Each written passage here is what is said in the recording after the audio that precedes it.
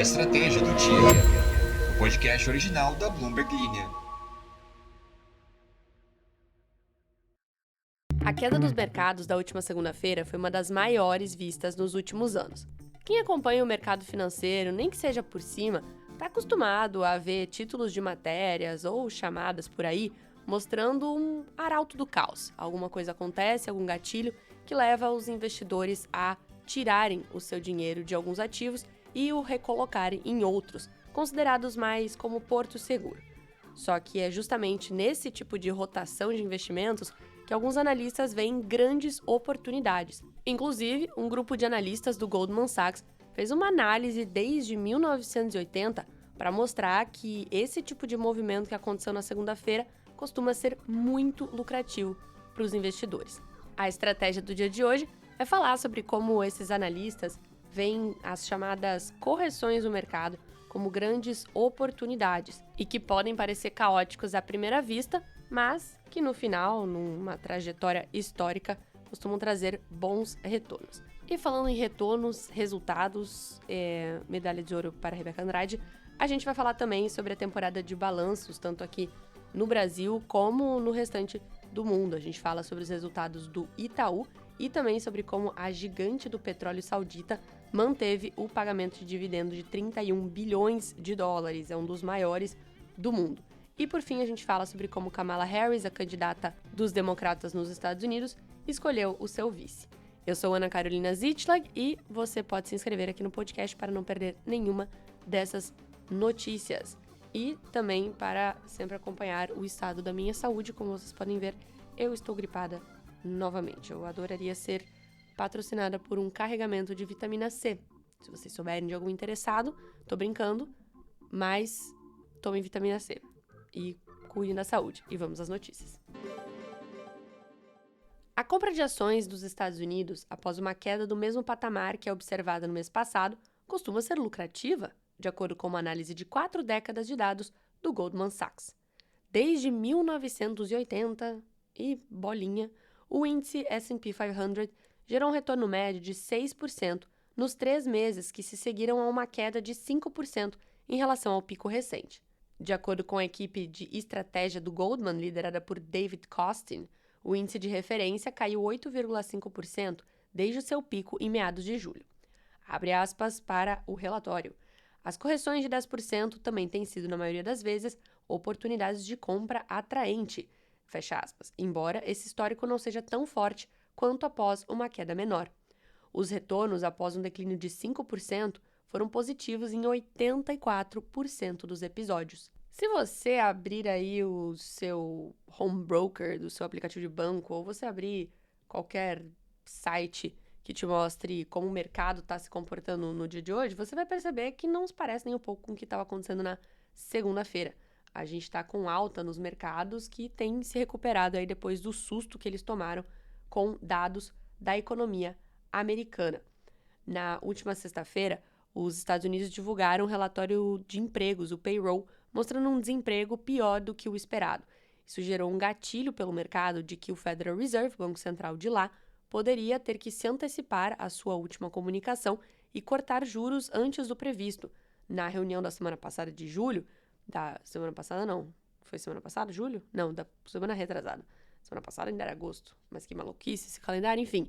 Na última reunião do Federal Reserve, foi reiterado pelo presidente Jerome Powell que o Banco Central analisa dados de longo prazo para ficar monitorando aí uma possível recessão, um possível indício de recessão da economia americana. Segundo os investidores e alguns analistas, esses últimos dados de desemprego são aí já um indício de que a economia americana está começando a retrair, o que poderia levar a este corte de juros. Esta aparente calma aí que retornou aos mercados na terça-feira e que se segue hoje na quarta, levou alguns dos maiores bancos de Wall Street a fazerem análises sobre o que de fato aconteceu. E estrategistas do JP Morgan disseram, por exemplo, que os investidores institucionais, ou seja, não eu e você que somos PFs, pratos feitos, mas os PJs, os bancos, haviam comprado a queda na segunda-feira, com cerca de 14 bilhões de dólares comprados durante o horário do mercado e 6,7 bilhões de dólares vendidos no fechamento, ou seja, viram oportunidades de compra com essas quedas e foram lá e compraram ações, compraram títulos, seja lá o que eles compraram. A equipe de costing do Goldman Sachs não chegou a fazer uma recomendação com base nessas descobertas que eles fizeram aí a partir de 1980, com todos esses dados do principal índice, de um dos principais índices de bolsa americana.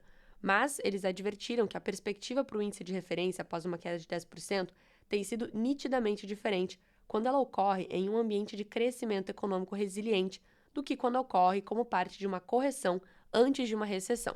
Então, atenção para o que eles falaram aqui.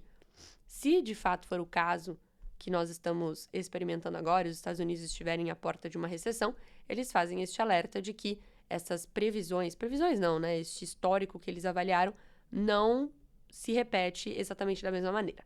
Eles observaram que as ações dos Estados Unidos ainda não estão precificando uma contração econômica, embora as ações cíclicas sensíveis ao crescimento tenham ficado atrás das ações defensivas na derrota deste mês. Ações cíclicas que são sensíveis ao crescimento econômico de um país são ações de varejo. Por exemplo, conforme as pessoas ganham mais, elas tendem a gastar mais. Então, ações de supermercados, de lojas grandes, tendem a se beneficiar com isso, assim como outras que fazem referência aí ao crescimento econômico de um país. Em um relatório separado, um outro analista do Goldman Sachs, incluindo Peter Oppenheimer, que é um grandão do banco, disse que espera novas quedas nas ações globais, embora não esteja prevendo um mercado de baixa, o que seria descrito como uma queda de 20% em relação a uma alta recente.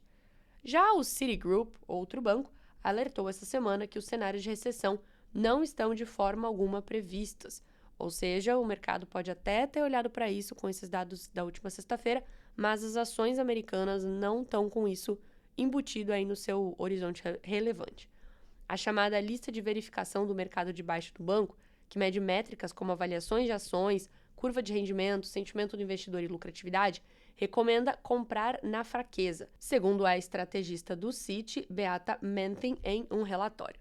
Diz ela que, abre aspas, nos sentiríamos mais confortáveis em fazer isso assim que víssemos evidências de uma reversão mais completa do posicionamento, fecha aspas. Ou seja, se de fato os investidores decidirem que não estão mais tão confiantes assim em manter as mesmas ações nas suas carteiras. E falando em resultado de empresas, vamos fazer uma dobradinha aqui de Arábia Saudita para o Brasil, começando com o Itaú, que reportou um lucro líquido de 10,1 bilhões de reais no segundo trimestre, o que representa uma alta de 15% em 12 meses. O ROI, que é o retorno recorrente sobre o patrimônio líquido médio analisado, que é um grande indicador analisado quando a gente olha para bancos, nesse período foi de 22,4%.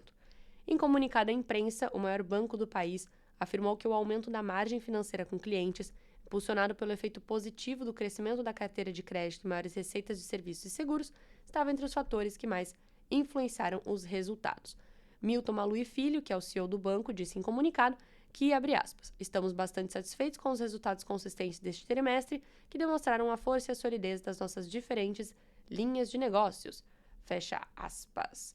O banco destacou ainda uma redução da despesa de provisão para crédito e liquidação duvidosa na comparação anual, ou seja, menos preocupação com endividados.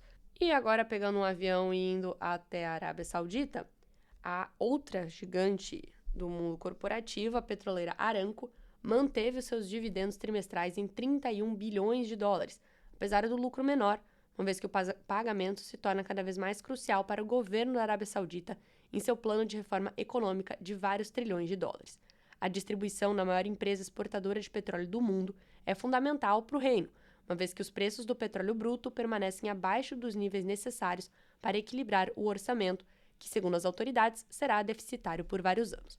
O príncipe herdeiro, Mohammed bin Salman, tem avançado com empreendimentos caros, como o projeto futurista de NEOM, mas alguns planos estão sendo reduzidos devido a problemas de financiamento, veja só. A Aramco diz que planeja distribuir cerca de 24 bilhões de dólares no total este ano, dos quais cerca de 43 bilhões seriam um componente vinculado ao desempenho. Embora a empresa ainda tenha mais caixa do que dívidas, os pagamentos têm esgotado as reservas e os investidores devem examinar o nível do dividendo especial no próximo ano. A vice-presidente dos Estados Unidos, Kamala Harris, escolheu o governador de Minnesota, Tim Walz, como seu companheiro de chapa, com o objetivo de construir uma coalizão eleitoral no litoral e no meio-oeste para enfrentar o republicano Donald Trump na disputa pela Casa Branca. A escolha segue a sabedoria convencional de equilibrar a chapa, complementando Harris, que fez carreira na Califórnia e tenta se tornar a primeira mulher negra presidente na história dos Estados Unidos, em todas as linhas demográficas e políticas. Walz, de 60 anos, é menos conhecido nacionalmente, mas é popular no seu estado natal, especialmente entre os 91% dos eleitores democratas que aprovam seu desempenho no cargo, o terceiro mais alto de qualquer estado, de acordo com uma pesquisa da Morning Consult de julho. Harris escolheu Walz por sua experiência como governador e apreciou seu histórico, que inclui créditos tributários para crianças e licença remunerada para famílias de classe média, de acordo com uma pessoa familiarizada com a decisão ouvida pela Bloomberg News. Ela também o escolheu por sua capacidade de se relacionar com os eleitores do meio-oeste e por causa de uma forte conexão pessoal entre eles, segundo essa pessoa. Harris teve pouco tempo para escolher um candidato a vice-presidente após a saída do presidente Joe Biden da disputa. As pesquisas mostram como uma briga apertada. Uma pesquisa realizada em julho pela Bloomberg News Morning Consult revelou que Harris eliminou a liderança de Donald Trump entre os eleitores de 7 estados em disputa, com a democrata agora à frente por 48% a 47%, um empate técnico. E chegamos ao fim do nosso querido podcast. Lembre-se de se inscrever, seguir a Bloomberg Linha em todas as redes sociais. Você pode deixar o seu comentário, sua pergunta na caixinha de comentários aqui do Spotify. E desejo a todos uma ótima quarta-feira. Uma ótima quarta-feira. Até mais.